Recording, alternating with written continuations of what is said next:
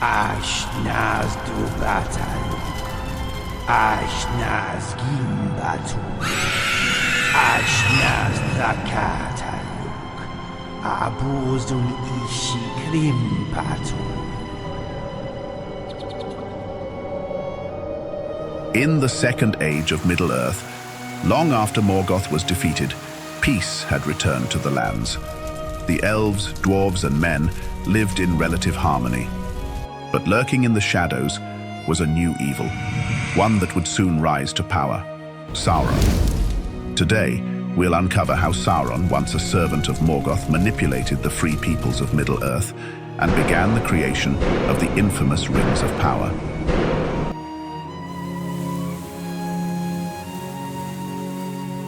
Sauron, always cunning, knew that brute force alone could not conquer Middle-earth.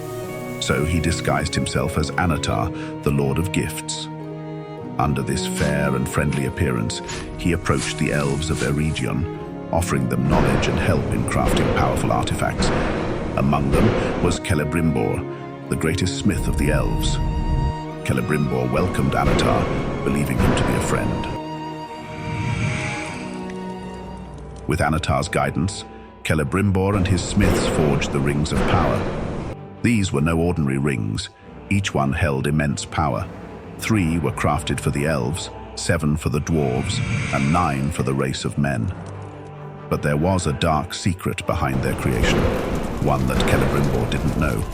While the elves labored to create these rings, Sauron was secretly forging one ring to control them all.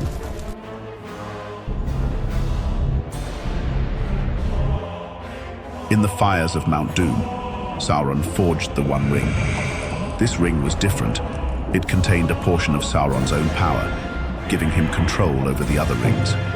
With it, he planned to dominate Middle-earth, bending the will of elves, dwarves, and men to his own.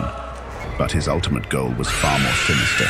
Sauron sought to build a realm of shadow, a dark mirror of Middle-earth where he alone would rule, enslaving the free peoples under his tyranny.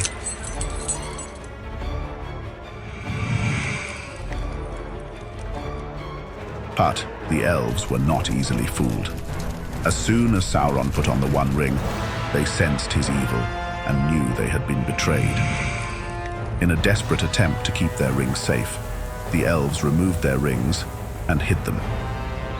Celebrimbor refused to give in to Sauron's power, but the damage had already been done.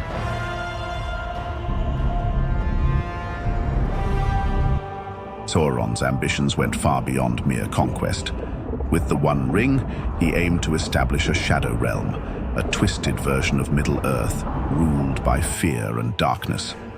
This shadow world would reflect his own malice, where he would be the supreme ruler, and the free peoples of Middle-earth would be forever enslaved. Sauron's realm would have been a place where light and hope could not survive.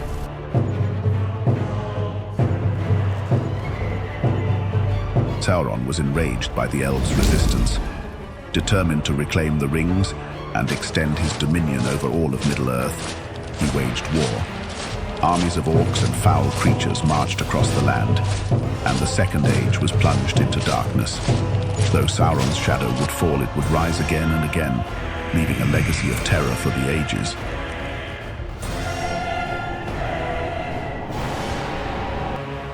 The creation of the One Ring marked the beginning of Sauron's long reign of terror. Though the free peoples of Middle-earth would resist him, his influence would echo throughout the ages, eventually leading to the epic War of the Ring. This dark tale is only the beginning of Middle-earth's struggle against Sauron's evil. To truly understand the fate of Middle-earth, we must explore the stories that follow, tales of betrayal, courage, and the battle for the One Ring.